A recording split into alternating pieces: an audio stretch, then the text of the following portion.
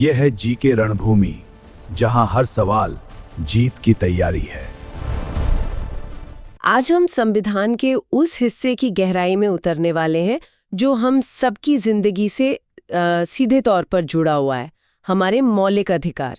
ये सिर्फ कुछ कानूनी नियम नहीं है, बल्कि ये वो गारंटी हैं जो तय करती हैं कि एक नागरिक और सरकार के बीच का रिश्ता कैसा होगा। तो आज का हमारा मिशन है इन अधिकारों की आत्मा को समझना, ये क्या है, ये हमें कैसे बचाते हैं और सरकार की ताकत पर लगाम कैसे लगाते हैं। बिल्कुल। और इन अधिकारों को अक्सर भारत का मैग्ना कार्टा कहा जाता है, जो एक बहुत बड़ी बात है। 1215 में इंग्लैंड के राजा को मजबूर होकर कुछ अधिकार अपने सामंतों को देने पड़े थे। हमारे संविधान निर्माताओं ने कहा कि भारत के नागरिक किसी राजा के प्रजा नहीं है।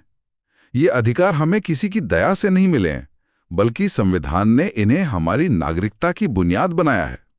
एक तरह से सरकार के लिए लक्ष्मण रेखा है। तौर पर 6 तरह के मौलिक अधिकार देता है। शुरुआत करते हैं सबसे बुनियादी अधिकार से, समता का अधिकार, है ना? अनुच्छेद 14 से 18। हाँ, ये तो नींव का पत्थर है। इसका सीधा मतलब है कि कानून की नज़र में सब बराबर हैं। सरकार धर्म, नस्ल, जाति, लिंग या जन्म की जगह के आधार पर किसी से भेदभाव नहीं कर सकती। सोचिए, एक ऐसे समाज में जहां सदियों से भेदभाव रहा हो, वहां संविधान का यह कहना कि हर कोई बराबर है, अपने आप में क्रांति थी। और इसी बराबरी के वादे से जुड़ा है आजादी का वादा, स्वतंत्रता का अधिकार, यानी अनुच्छेद 19 से 22। इसमें बोलने की आजादी, शांति से इकट्ठा होने की आजादी, ये सब आता है। सही कहा। और यहीं पर एक दिलचस्प बात सामने आती है।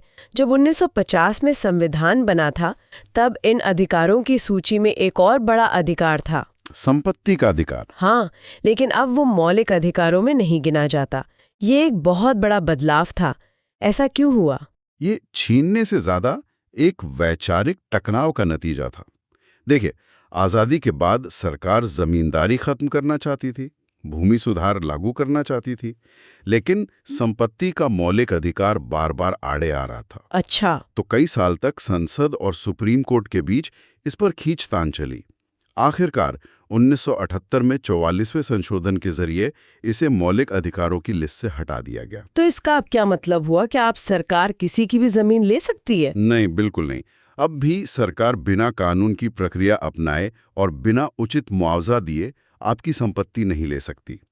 फर्क बस इतना है कि अब ये एक मौलिक अधिकार नहीं है। यानी आप सीधे सुप्रीम कोर्ट नहीं जा सकते इसके लिए? हाँ, आपको सामान्य कानूनी प्रक्रिया से गुजरना होगा। ये तो ताकत के संतुलन का एक बहुत बड़ा उदाहरण है। लेकिन मान लीजिए सरकार कोई ऐसा कानून बना दे जो मेरी बोलने की आजादी को कम करता हो, तो क्या होगा? क्या मेरे पास कोई सुरक्षा कवच है? बिल्कुल है, और यही इन अधिकारों की सबसे बड़ी ताकत है। ये सुरक्षा कवच है अनुच्छेद 13।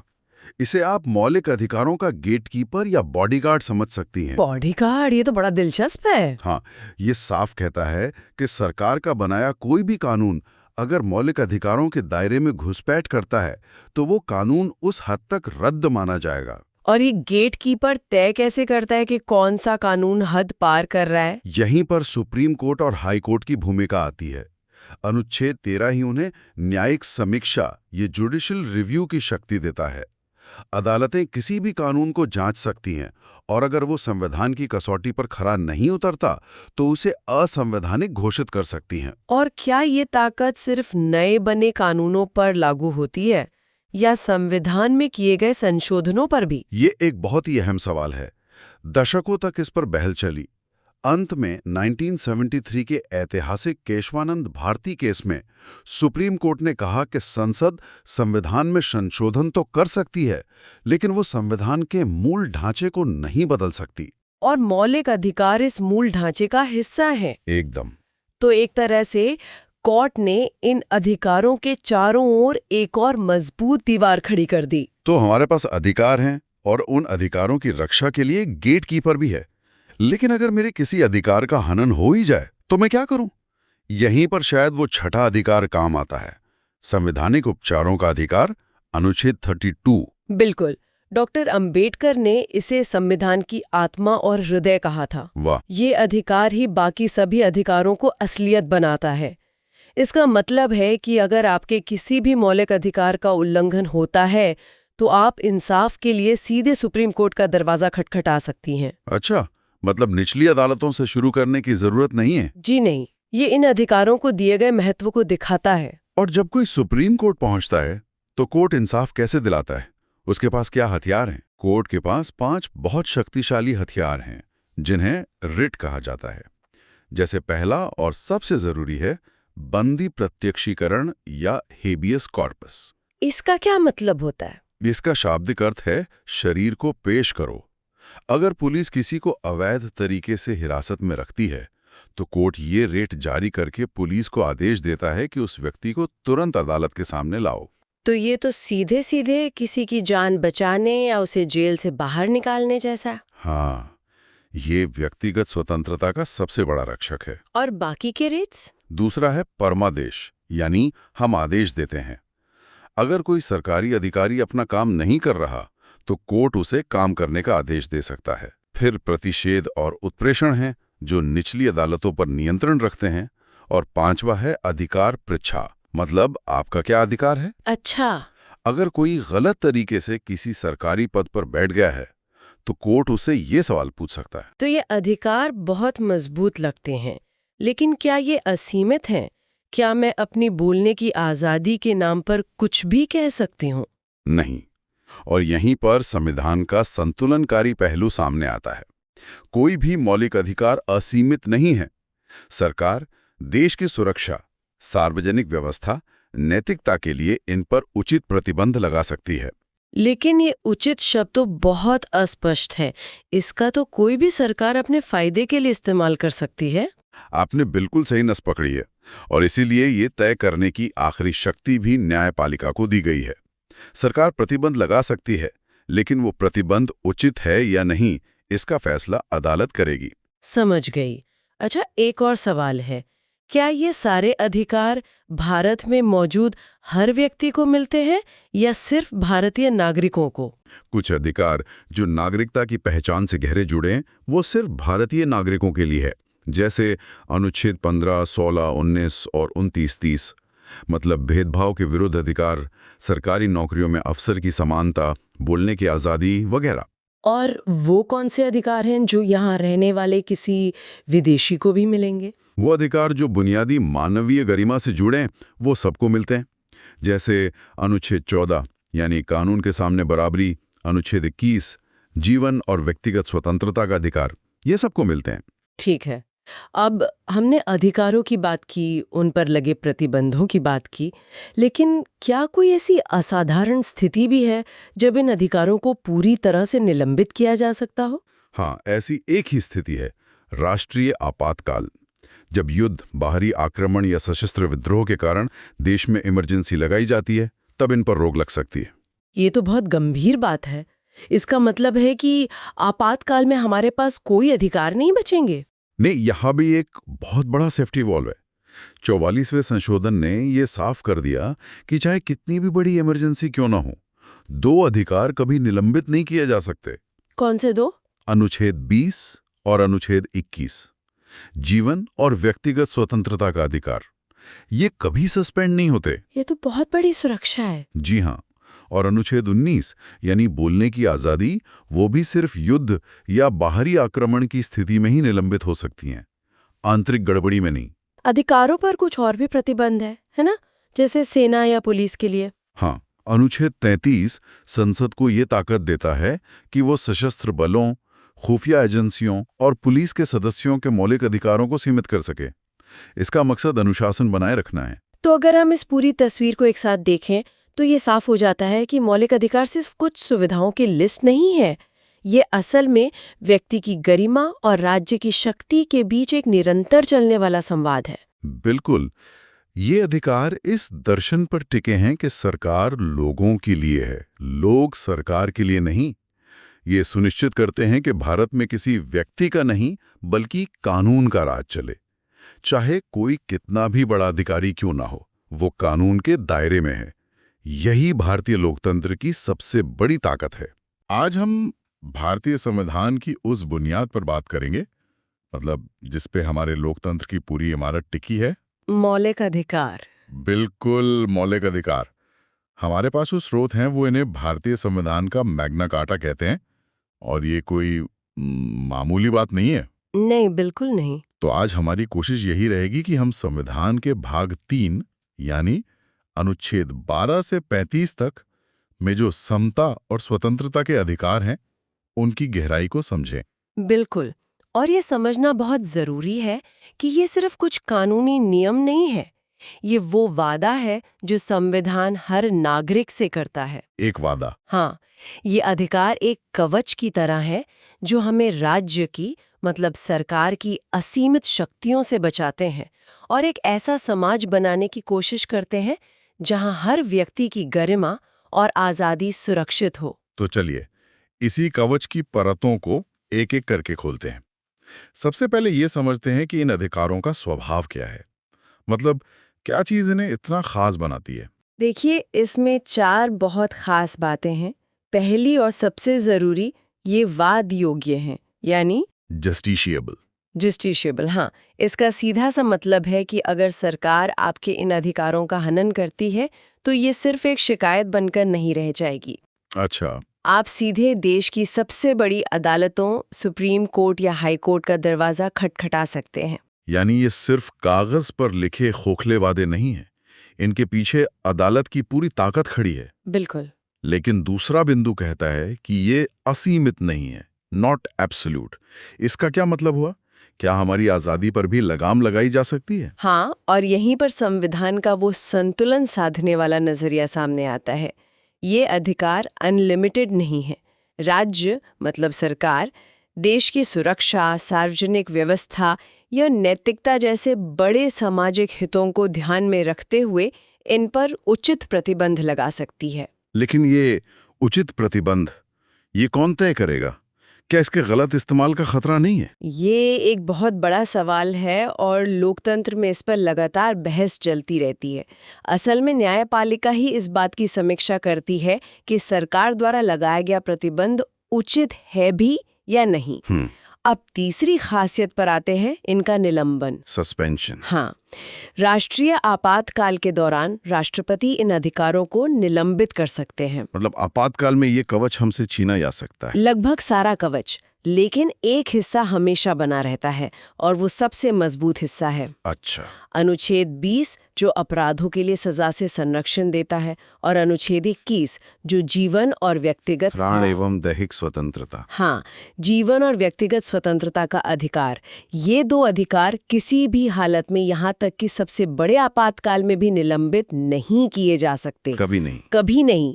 ये एक ऐसी लक्ष्मण रेखा है जिसे कोई पार नहीं कर सकता। ये वाकई एक बहुत बड़ी सुरक्षा है। तो अब जब हमने इनकी प्रकृति समझ ली है, तो पहले बड़े अधिकार समूह पर आते हैं। समता का अधिकार। हाँ, समता का अधिकार जो अनुच्छेद 14 से 18 तक है।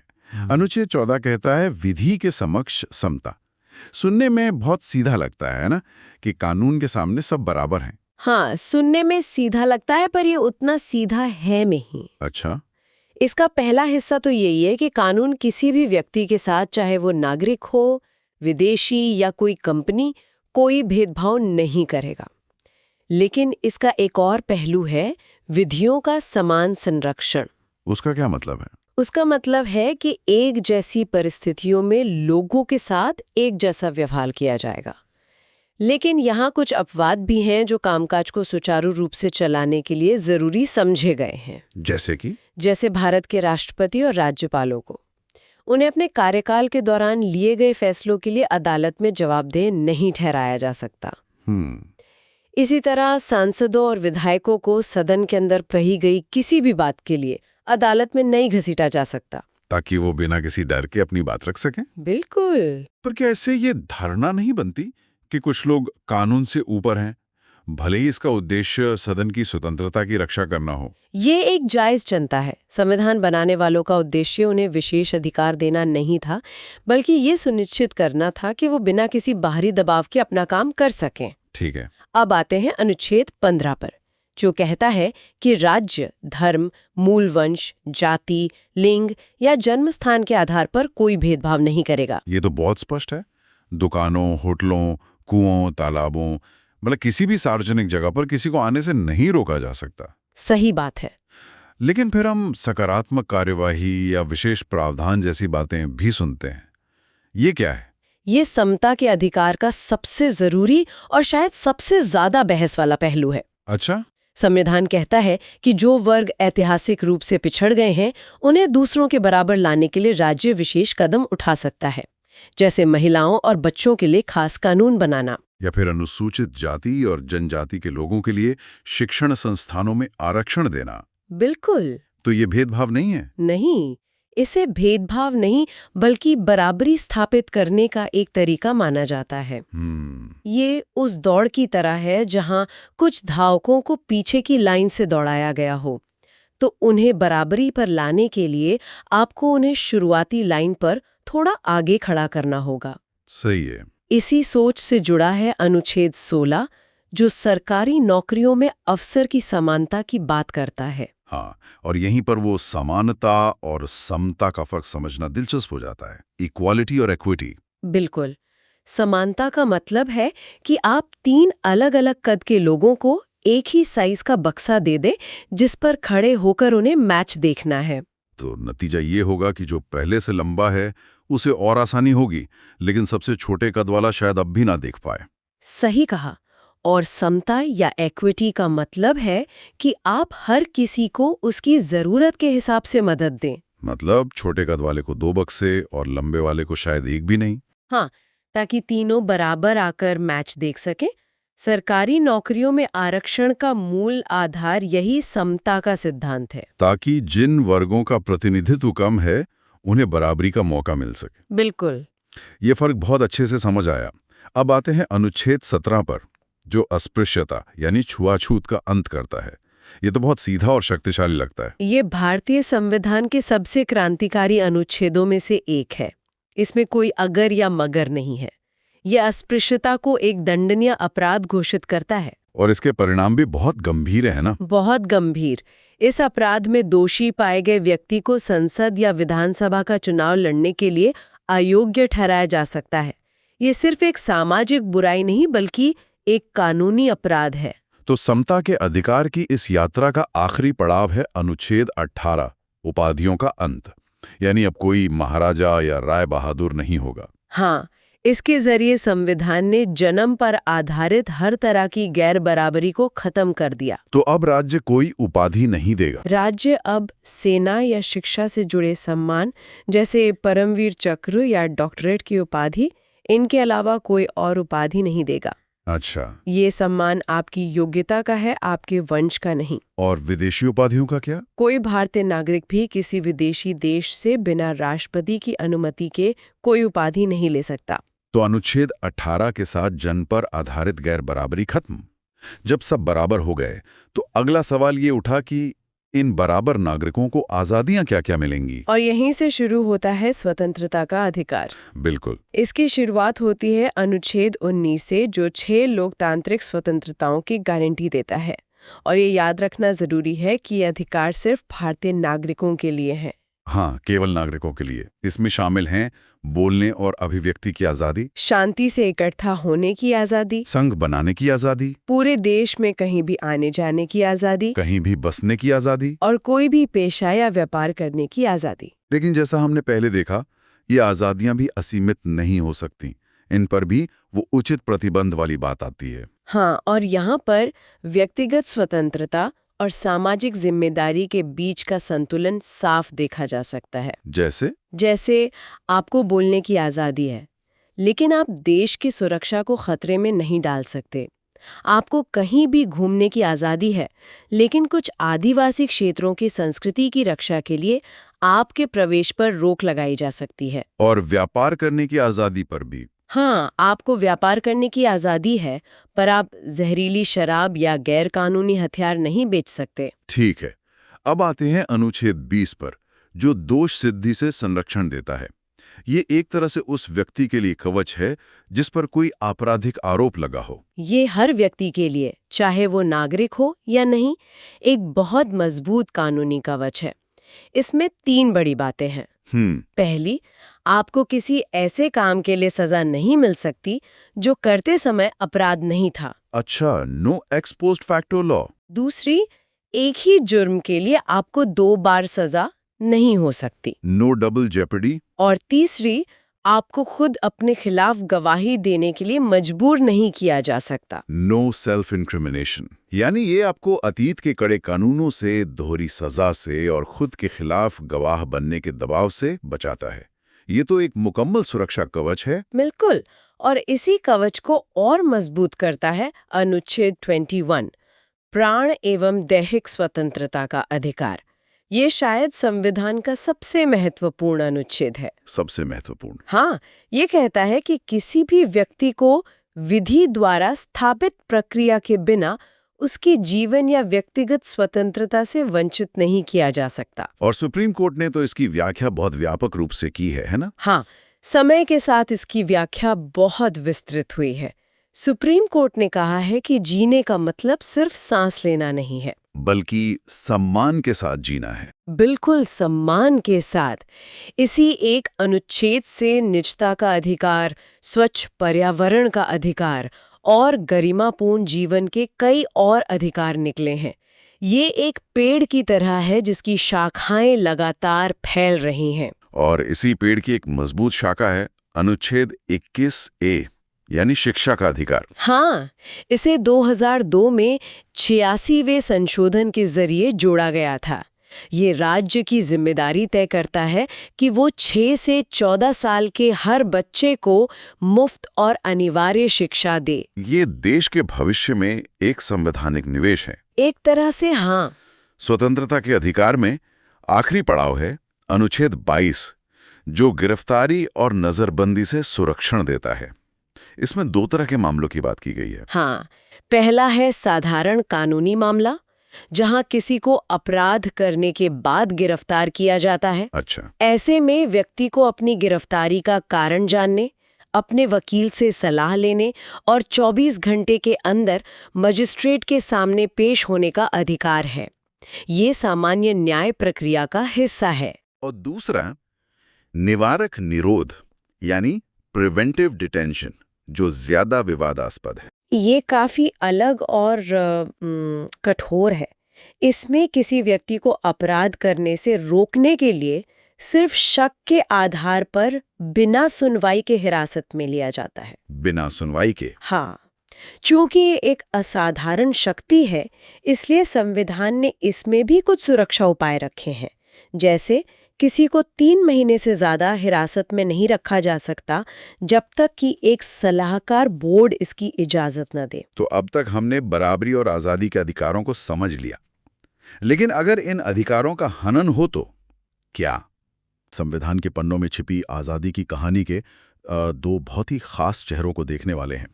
एक चेहरा जो हमारे शरीर को, हमारी मेहनत को, मतलब उसे बाजार की चीज बनने से बचाता है, और दूसरा जो हमारे मन को, हमारी आत्मा को, उसे आजाद रखता है। हम बात कर रहे हैं शोषण के विरुद्ध अधिकार और धर्म की स्वतंत्रता के अधिकार की।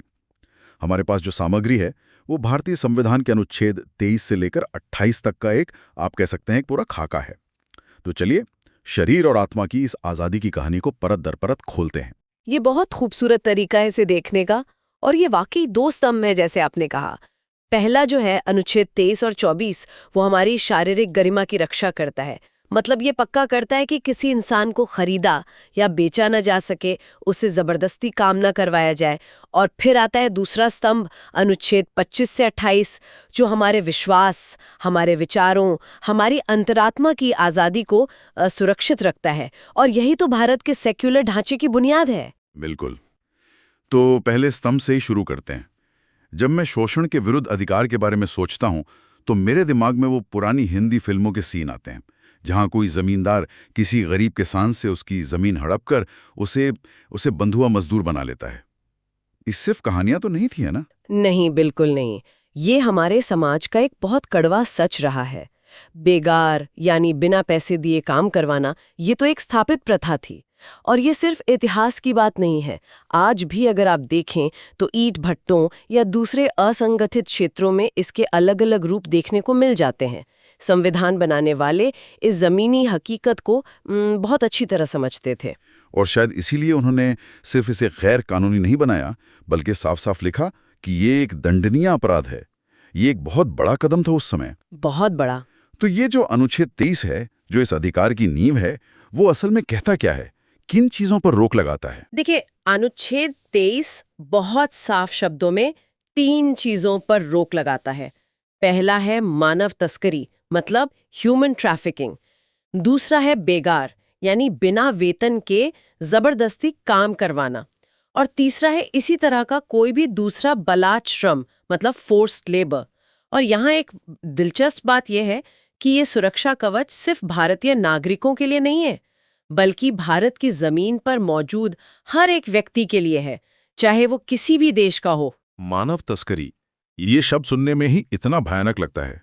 हमारे स्रोत बताते हैं कि इसमें सिर्फ एक जगह से दूसरी जगह ले जाना ही शामिल नहीं है, बल्कि पुरुषों, महिलाओं और बच्चों की खरीद फरोख्त, वेश्यावृत्ति, देवदासी प्रथा, ये सब शामिल हैं। हाँ, ये सारी कुप्रथाएं इंसान को एक वस्तु में बदल देती हैं, एक कमोडिटी बना देती हैं। संविधान का मूल सिद्धांत है कि इंसान की गरिमा अनमोल है, उसका कोई मोल नहीं लगाया जा सकता। अनुच्छेद 23 इसी सिद्धांत को कानूनी ताकत देता है। लेकिन एक बात है, कानून तो किताबों में होते हैं। जैसा आपने भी कहा कि यह समस्या आज भी किसी न किसी रूप में मौजूद है, तो क्या इसे लागू करने वाले कानून, जैसे कि वो 1956 का इमोरल ट्रैफिक प्रिवेंशन एक्ट है, क्या वो जमीन पर उतने असरदार नहीं रहे? कहाँ कमी रह गई? ये बहुत जरूरी सवाल है। देखिए, कानून बनाना तो लड़ाई का पहला हिस्सा है। अनैतिक दुर्व्यापार निवारण अधिनियम जैसे कानूनों ने एक ढांचा दिया, सजा का प्रावधान किया, जो बहुत जरूरी था। लेकिन असली चुनौती सामाजिक आर्थिक स्तर पर है। जब तक गरीबी है, अशिक्षा है, जागरूकता की कमी है, तब तक लोग इस जाल में फंसते रहेंगे। तो कानून अपनी जगह है, लेकिन उसे सामाजिक सुधार और आर्थिक विकास के साथ जोड़कर ही देखना होगा। सही बात है। तो अनुच्छेद 23 वयस्कों को तो एक मजबूत सुरक्षा देता है, लेकिन समाज का जो सबसे कमजोर हिस्सा है, मतलब हमारे बच्चे, उनका क्या?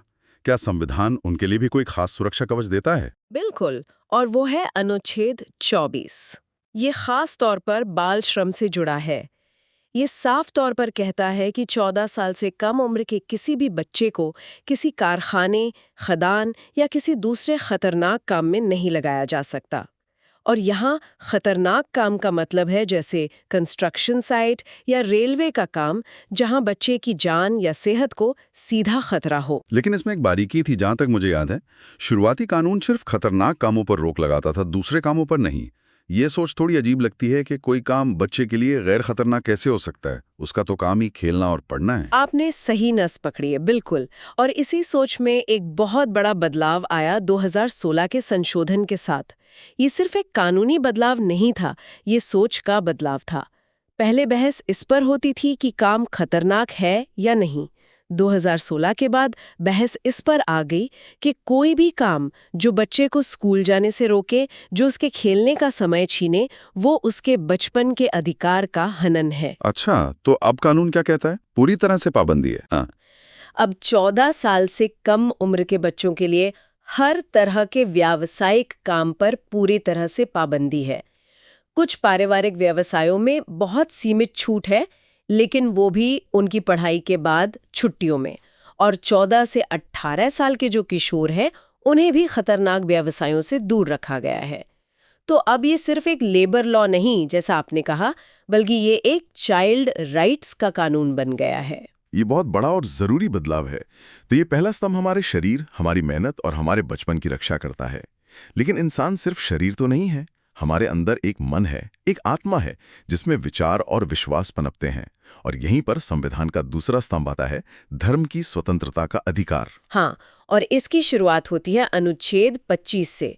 ये अनुच्छेद हर व्यक्ति को, इंडिविजुअल को 4 तरह की धार्मिक आजादी देता है। इसमें जो पहली ही बात है, अंतःकरण की स्वतंत्रता। ये सुनने में बहुत भारी शब्द लगता है। आम भाषा में इसका मतलब क्या हुआ? इसका सीधा सा मतलब है आपकी आंतरिक आजादी। आप ईश्वर को किसी भी रूप में माने या न माने, ये आपका और आपके ईश्वर के बीच का या आपके और आपकी चेतना के बीच का एक निजी मामला है। सरकार या कोई और इसमें दखल नहीं दे सकता। ठीक है। इसके बाद आता है धर्म को मानने का अधिकार। यानी आप सार्वजनिक तौर पर बिना डरे ये कह सकते हैं कि आप किस धर्म में विश्वास रखते हैं। और फिर है आचरण का अधिकार और प्रचार का अधिकार। आचरण का मतलब तो शायद पूजा पाठ, त्योहार मनाना ये सब हो गया, लेकिन ये जो प्रचार का अधिकार है ये अक्सर विवादों में रहता है। बिल्कुल। और इस पर संविधान की सोच बहुत साफ है।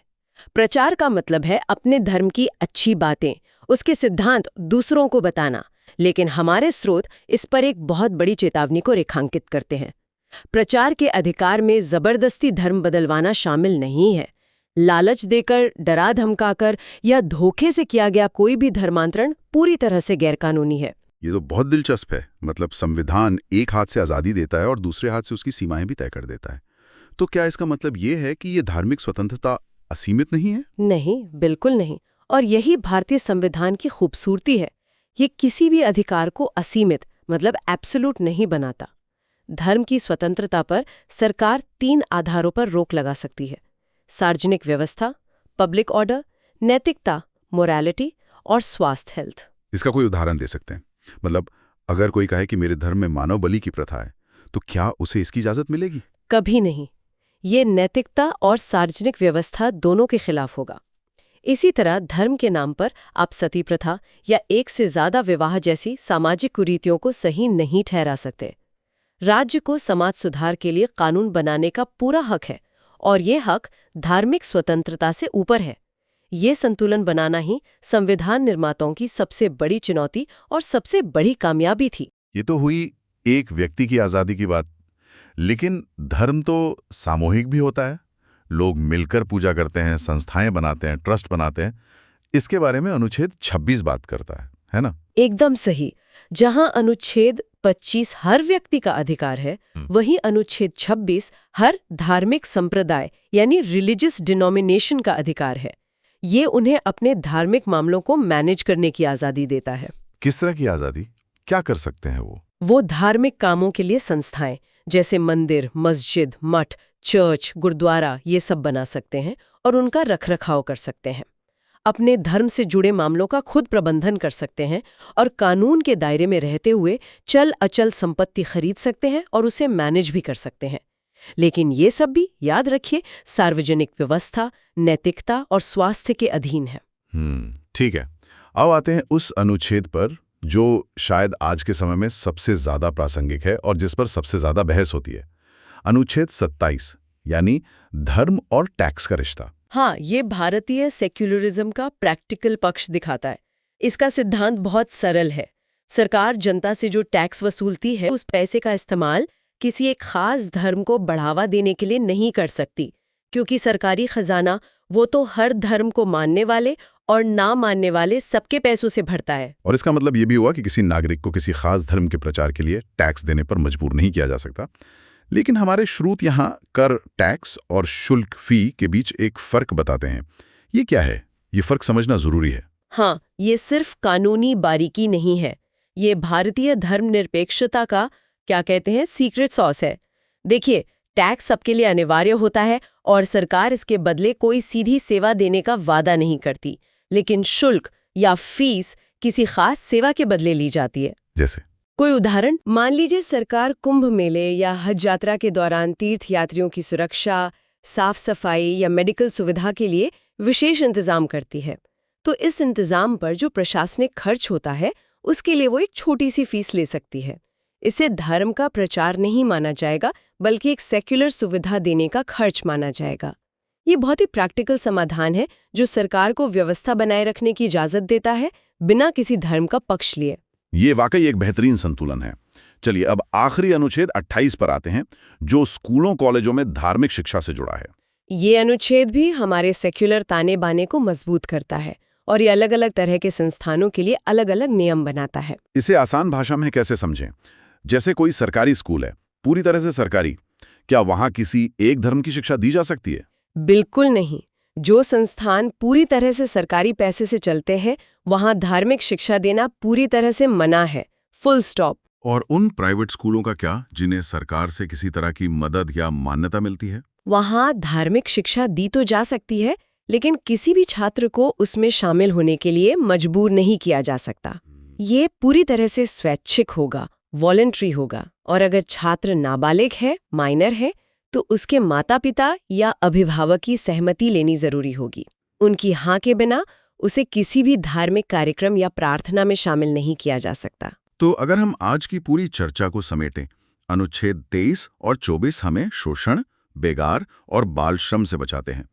अनुच्छेद 25 हमें अपनी अंतरात्मा की आवाज सुनने और अपने विश्वास को मानने की आज़ादी देता है। अनुच्छेद 26 धार्मिक समूहों को अपने मामले संभालने का हक देता है। 27 ये पक्का करता है कि हमारा टैक्स किसी एक धन पर खर्च ना हो, और 28 स्कूलों में धार्मिक स्वतंत्रता को बनाए रखता है। तो इस सब का क्या मतलब है? इस बड़ी तस्वीर का असल मायने क्या है? अगर हम इन सबको जोड़कर देखें तो संविधान एक बहुत गहरी बात कह रहा है। वो कह रहा है कि एक सम्मानित जीवन के लिए 2 तरह की आज़ादी बहुत ज़रूरी है। शोषण के विरुद्ध अधिकार हमारे शरीर और हमारे श्रम को सम्मान देता है, वो हमें एक बाहरी सुरक्षा कवच देता है। वही धर्म की स्वतंत्रता का अधिकार हमारे मन, हमारी आत्मा और हमारे विचारों को सम्मान देता है, वो हमें एक भीतरी आज़ादी देता है। एक नागरिक तभी सही मायनों में सशक्त और सुरक्षित बनता है जब वो बाहर से भी स्वतंत्र हो और अंदर से भी। शरीर से सुरक्षित और आत्मा से स्वतंत्र, क्या बात है! यही एक पूर्ण नागरिक की परिभाषा है। बिल्कुल, यही भारतीय संविधान की असली ताकत है। ये सिर्फ कानून की एक किताब नहीं है, ये एक बेहतर इंसान और एक बेहतर समाज बनाने का घोषणा पत्र है। हमारे पास जो स्रोत हैं वो एक बहुत ही विस्तृत प्रेजेंटेशन की तरह हैं, और आज हम इसी के जरिए अनुच्छेद 29 से 35 तक के सफर पर निकलेंगे। बिल्कुल, और हमारा मिशन सिर्फ इन अनुच्छेदों को पढ़ना नहीं है, बल्कि इनके पीछे छिपे मकसद को समझना है। ये सिर्फ कानूनी भाषा नहीं है, ये एक कहानी है। कहानी? हाँ, कहानी व्यक्तिगत आज़ादी और राष्ट्र हित के बीच के संतुलन की। हम देखेंगे कि संविधान कैसे एक हाथ से अधिकार देता है और दूसरे हाथ से समाज की भलाई के लिए सीमाएं भी तय करता है। तो चलिए आज की चर्चा की रूपरेखा तय कर लेते हैं। सबसे पहले हम संस्कृति और शिक्षा से जुड़े अधिकारों यानी अनुच्छेद 29 और 30 को समझेंगे। हाँ, इसके बाद हम संविधान की सबसे विवादित और दिलचस्प कहानियों में से एक संपत्ति के अधिकार के सफर को देखेंगे, जो मौलिक अधिकार नहीं रहा। सही कहा। फिर हम उस अधिकार पर बात करेंगे जिसे डॉक्टर अंबेडकर ने संविधान की आत्मा कहा था, अनुच्छेद 32। और आखिर में हम देखेंगे कि राष्ट्र की सुरक्षा के लिए इन्हीं अधिकारों पर कुछ प्रतिबंध कैसे लगाए जाते हैं। तो शुरू करते हैं अनुच्छेद 29 से, जो हितों के संरक्षण की बात करता है। इसमें क्या खास है? देखिए, अनुच्छेद 29 में 2 मुख्य बातें हैं। पहली, ये भारत के किसी भी हिस्से में रहने वाले नागरिकों के किसी भी अनुभाग को, किसी भी अनुभाग मतलब कोई भी ग्रुप, हाँ, कोई भी ग्रुप, उनको अपनी अलग बोली, भाषा, लिपि या संस्कृति को बचाने और बनाए रखने का पूरा अधिकार देता है। अच्छा, और दूसरी बात ये है कि सरकार से मदद पाने वाले किसी भी शिक्षण संस्थान में किसी भी नागरिक को सिर्फ धर्म, नस्ल, जाति या भाषा के आधार पर एडमिशन देने से मना नहीं किया जा सकता। एक मिनट, यहाँ मुझे कुछ कंफ्यूजन है। पूछिए। अगर अनुच्छेद 29 में लिखा है कि नागरिकों का कोई भी अनुभाग अपनी संस्कृति बचा सकता है, और सुप्रीम कोर्ट भी कहता है कि इसमें अल्पसंख्यक और बहुसंख्यक दोनों आते हैं। हाँ, आते हैं। तो फिर अल्पसंख्यकों के लिए अलग से अनुच्छेद 30 बनाने की जरूरत ही क्यों पड़ी? ये थोड़ा दोहराव जैसा नहीं लगता? ये बहुत ही शानदार सवाल है, और यहीं पर इन दोनों अनुच्छेदों का असली फर्क समझ में आता है। ये दोहराव नहीं है, बल्कि अधिकारों को और मजबूत करना है। देखिए, अनुच्छेद 29 एक तरह का रक्षात्मक अधिकार है। एक डिफेंसिव राइट? रक्षात्मक कैसे? ये आपको अपनी संस्कृति बचाने का अधिकार देता है, जबकि अनुच्छेद 30 एक सकारात्मक अधिकार है, एक पॉजिटिव राइट। अच्छा। ये सिर्फ धार्मिक और भाषाई अल्पसंख्यकों को अपनी पसंद के शिक्षण संस्थान खोलने और उन्हें चलाने का अधिकार देता है। तो एक बचाने के लिए है, दूसरा कुछ नया बनाने और उसे चलाने के लिए। अच्छा, तो अनुच्छेद 29 सबके लिए एक सुरक्षा कवच है, लेकिन अनुच्छेद 30 अल्पसंख्यकों को अपनी संस्कृति को सक्रिय रूप से बढ़ावा देने के लिए एक टूल देता है। बिल्कुल सही पकड़ा आपने। और इसमें राज्य की भूमिका भी साफ है। सरकार मदद देते वक्त किसी संस्थान से इसलिए भेदभाव नहीं कर सकती क्योंकि वो किसी अल्पसंख्यक समुदाय का है। और वो मुआवजे वाली बात? हाँ, बल्कि 44वें संशोधन ने इसमें एक और मजेदार बात जोड़ी थी। मान लीजिए सरकार को किसी प्रोजेक्ट के लिए किसी अल्पसंख्यक स्कूल की जमीन चाहिए, तो सरकार जमीन ले तो सकती है, लेकिन उसे इतना मुआवजा देना पड़ेगा कि वो स्कूल उस पैसे से कहीं और अपना संस्थान फिर से खड़ा कर सके। मतलब उनका काम रुकना नहीं चाहिए। ये एक तरह की फाइनेंशियल गारंटी है। ये तो हुई संस्कृति और शिक्षा की बात, जहां संविधान लोगों को अधिकार दे रहा है। लेकिन क्या होता है जब एक व्यक्ति का अधिकार, जैसे अपनी जमीन रखने का अधिकार, पूरे समाज के सुधार के रास्ते में आ जाए? यहीं से हमारे संविधान की सबसे दिलचस्प और विवादित कहानी शुरू होती है, संपत्ति के अधिकार की। ये वाकई एक संवैधानिक महागाथा है।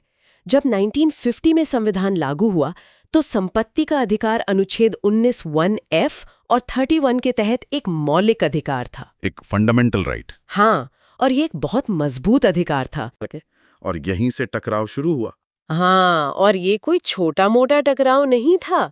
ये एक वैचारिक लड़ाई थी, देश के समाजवादी लक्ष्यों और एक व्यक्ति के संपत्ति के अधिकार के बीच।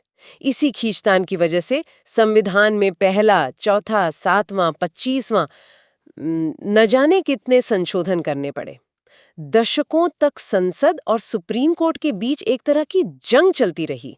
और 1978 में 44वें संशोधन के साथ इस खींचतान का अंत हुआ। इसे मौलिक अधिकारों से हटा देना सिर्फ एक कानूनी बदलाव नहीं था, ये इस बात का ऐलान था कि जब व्यक्तिगत संपत्ति और देश के समाजवादी लक्ष्यों के बीच टकराव होगा तो समाज का हित प्राथमिकता पाएगा। ये भारतीय लोकतंत्र के डीएनए में एक बहुत बड़ा वैचारिक बदलाव था। बिल्कुल। तो आज इसकी स्थिति ये है कि ये मौलिक अधिकार नहीं है, बल्कि अनुच्छेद 301 के तहत सिर्फ एक कानूनी अधिकार है। इसका मतलब क्या हुआ? मतलब आम लोगों के लिए इसका क्या मतलब है? इसका मतलब है कि सरकार आपकी संपत्ति ले सकती है, लेकिन उसके लिए एक उचित कानून बनाना होगा और प्रक्रिया का पालन करना होगा। और आप इसके हनन पर सीधे सुप्रीम कोर्ट नहीं जा सकते, आपको निचली अदालतों से शुरू करना होगा। इस पूरी लड़ाई के दौरान संसद ने कुछ ऐसे हथियार भी बनाए जिनसे भूमि सुधार कानूनों को अदालत की चुनौती से बचाया जा सके। हमारे स्रोत बताते हैं कि अनुच्छेद 31A, 31B और 31C ऐसे ही कुछ प्रावधान हैं। ये सुनने में बहुत जटिल लगते हैं। चलिए इन्हें आसान बनाते हैं। अनुच्छेद 31A एक तरह की ढाल है। इसे पहले संशोधन से जोड़ा गया। ये कहता है कि अगर सरकार जमीनों के अधिग्रहण, कंपनियों के विलय या खनन पट्टों को लेकर कोई कानून बनाती है तो उसे इस आधार पर चुनौती नहीं दी जा सकती कि वो समानता के अधिकार, अनुच्छेद 14, हाँ, या स्वतंत्रता के अधिकार, अनुच्छेद 19 का उल्लंघन करता है। और अनुच्छेद 31B और 9वीं अनुसूची, हमारे स्रोत में इसकी तस्वीर एक बड़ी सी मजबूत तिजोरी जैसी बनी है। वो तस्वीर बिल्कुल सटीक है। अनुच्छेद 31B एक सुपर ढाल है। इसने 9वीं अनुसूची नाम की एक लिस्ट बनाई। इसका नियम सीधा था, संसद जिस भी कानून को इस लिस्ट यानी तिजोरी में डाल देगी, उस पर अदालतें सवाल नहीं कर सकती, भले ही वो किसी भी मौलिक अधिकार का हनन करता हो। ना, ये तो एक तरह का कानूनी ब्लैक होल बन गया था। मतलब संसद कोई भी कानून बनाकर इसमें डाल दे और अदालतें कुछ नहीं कर सकती। शुरुआत में तो यही सोचा गया था। ये तो शक्तियों के बंटवारे के सिद्धांत के बिल्कुल खिलाफ जाता है। क्या इसे कभी चुनौती नहीं दी गई? चुनौती दी गई, और कैसे। यहीं पर IR कोहेलो केस का ऐतिहासिक फैसला आता है 2007 में। अच्छा, उसमें क्या हुआ? सुप्रीम कोर्ट ने कहा, एक मिनट, न्यायिक समीक्षा यानी अदालतों के कानूनों को जांचने की शक्ति संविधान की मूल विशेषता है, आप इसे पूरी तरह से खत्म नहीं कर सकते। तो कोर्ट ने क्या रास्ता निकाला? कोर्ट ने एक तारीख तय की, 24 अप्रैल 1973, जिस दिन केशवानंद भारती का फैसला आया था। हाँ, मूल ढांचे का सिद्धांत। ये खोलकर देख सकते हैं। अगर वो कानून संविधान के मूल ढांचे को नष्ट करता है तो हम उसे रद्द कर देंगे। तो अब ये तिजोरी पूरी तरह से बंद नहीं है। और जल्दी से अनुच्छेद 31C के बारे में भी बता दीजिए। अनुच्छेद 31C मौलिक अधिकारों पर नीति निर्देशक तत्वों को प्राथमिकता देता है। ये कहता है कि अगर संसद देश में आर्थिक समानता लाने के लिए, मतलब अनुच्छेद 39B और 39C के तहत कोई कानून बनाती है, तो उसे भी अनुच्छेद 14 या 19 के उल्लंघन के आधार पर रद्द नहीं किया जा सकता। सही। हालांकि कोर्ट ने इस पर भी अपनी न्यायिक समीक्षा की शक्ति बनाए रखी है। अच्छा, तो अब उस आर्टिकल की बात करते हैं जिसका मुझे इंतजार था। जब संविधान बनाने वाला खुद किसी एक आर्टिकल को संविधान का दिल और आत्मा कहे तो ये बहुत बड़ी बात है। आखिर ऐसा क्या खास है अनुच्छेद 32 में जो इसे इतना जरूरी बनाता है? ये आपके पास बहुत से अधिकार हैं, लेकिन अगर उन्हें लागू करवाने का कोई तरीका ही ना हो तो वो सब कागजी हैं। तो एक तरह की गारंटी है। ये गारंटी ही है। अनुच्छेद 32 वही तरीका है, वही गारंटी है। ये हर नागरिक को यह अधिकार देता है कि अगर उसके किसी भी मौलिक अधिकार का हनन होता है तो वो सीधे सुप्रीम कोर्ट का दरवाजा खटखटा सकता है। मतलब किसी निचली अदालत में जाने की जरूरत नहीं, सीधे देश की सबसे बड़ी अदालत में। जी हाँ, सीधे।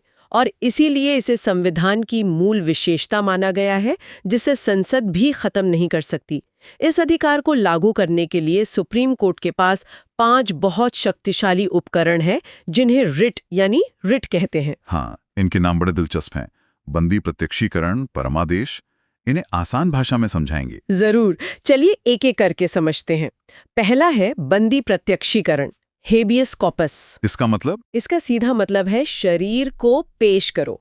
सोचिए, पुलिस ने किसी को गिरफ्तार कर लिया और परिवार को बता ही नहीं रही कि वो कहाँ है।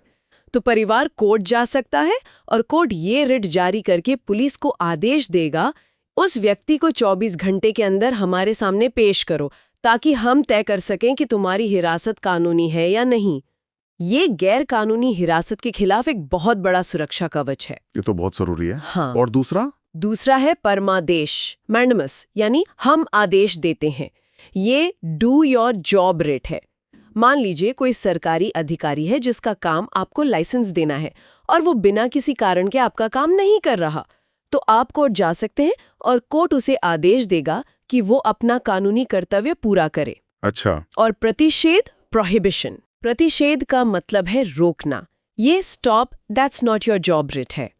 ये एक ऊपरी अदालत द्वारा निचली अदालत को तब जारी किया जाता है जब निचली अदालत अपने अधिकार क्षेत्र से बाहर जाकर किसी मामले की सुनवाई कर रही हो। ऊपरी अदालत कहती है, रुक जाओ, ये मामला तुम्हारे अधिकार में नहीं है। और उत्प्रेषण, सर्टिरोरी, ये प्रतिषेध जैसे ही लगता है। इसमें एक बारीक सा फर्क है। प्रतिषेध तब जारी होता है जब मामला चल रहा हो। उत्प्रेषण यानी प्रमाणित होना तब जारी होता है जब निचली अदालत फैसला दे चुकी हो। अच्छा, फैसला आने के बाद। हाँ, ऊपरी अदालत उस मामले के कागजात अपने पास मंगाकर फैसले को जांचती है और अगर उसमें कोई कानूनी गलती हो तो उसे रद्द कर सकती है। तो ये give me the file writ है एक तरह से। और आखिरी, अधिकार पृच्छा। अधिकार पृच्छा, को वारंटो। इसका मतलब है किस अधिकार से। ये बाय व्हाट अथॉरिटी रेट है। अगर कोई व्यक्ति किसी सरकारी पद पर गलत तरीके से काबिज हो गया है तो कोर्ट ये रिट जारी करके पूछ सकता है कि आप किस अधिकार से इस पद पर बैठे हैं, और अगर जवाब संतोषजनक नहीं है तो उसे पद से हटाया जा सकता है। अब तक हम अधिकारों को बढ़ाने और उन्हें बचाने की बात कर रहे थे, लेकिन अब हम उस संतुलन के दूसरे पहलू पर आते हैं जहां राष्ट्र की सुरक्षा और व्यवस्था के लिए इन्हीं अधिकारों को सीमित किया जाता है।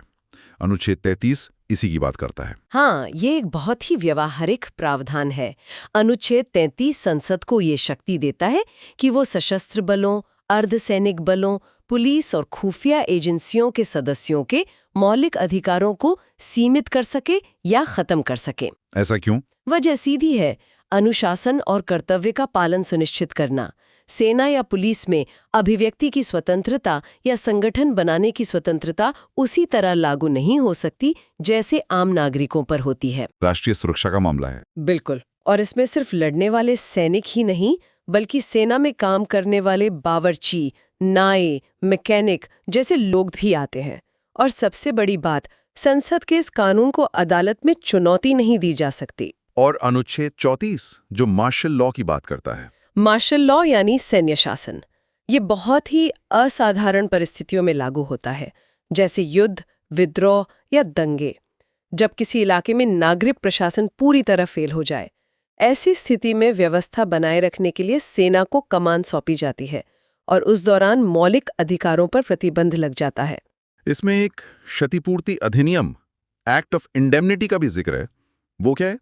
देखिए, जब मार्शल लॉ लगता है तो हालात बहुत खराब होते हैं। व्यवस्था कायम करने के लिए किसी सरकारी कर्मचारी या सैनिक को शायद गोली भी चलानी पड़े। बाद में जब हालात सामान्य हो जाएं, तो संसद एक क्षतिपूर्ति अधिनियम पास कर सकती है। ये उन अधिकारियों के कामों को कानूनी वैधता देता है ताकि उन पर बाद में कोई मुकदमा न कर सके। ये उनके कार्यों के लिए एक कानूनी ढाल है। और आखिर में अनुच्छेद 33। ये संसद को कुछ विशेष शक्तियां देता है। जी। इसका मकसद है कुछ जरूरी मामलों में पूरे देश में एक जैसे कानून बनाना। ये कुछ विषयों पर कानून बनाने की शक्ति सिर्फ और सिर्फ संसद को देता है, राज्यों को नहीं। जैसे कुछ सरकारी नौकरियों के लिए निवास की शर्त तय करना, सशस्त्र बलों के अधिकारों को सीमित करना या मार्शल लॉ के दौरान किए गए कामों को कानूनी सुरक्षा देना। इसका उद्देश्य राष्ट्रीय एकता और एकरूपता सुनिश्चित करना है। आज की इस पूरी चर्चा से ये बात एकदम साफ है कि मौलिक अधिकार एक ढाल की तरह है जो हर नागरिक को सरकार की मनमानी से बचाते हैं, और अनुच्छेद 32 एक तलवार की तरह है जिससे नागरिक उस ढाल की रक्षा कर सकता है। बिल्कुल सही कहा। और जाते जाते एक सवाल मैं हमारे श्रोताओं के लिए छोड़ना चाहता हूं। हमने उचित प्रतिबंध की बात की। आज के डिजिटल युग में जब डेटा और प्राइवेसी सबसे बड़ी चीज बन गई है, इस उचित शब्द की परिभाषा कैसे तय होगी? राष्ट्रीय सुरक्षा के नाम पर हमारी निजता पर कितना प्रतिबंध उचित है? ये वो बहस है जो आने वाले कई सालों तक हमारे लोकतंत्र की दिशा तय करेगी। आज के लिए बस इतना ही। अगर आपको ये वीडियो पसंद आई तो लाइक जरूर करें और चैनल को सब्सक्राइब करना ना भूलें। मिलते हैं अगली वीडियो में, तब तक के लिए खुश रहिए, स्वस्थ रहिए। धन्यवाद।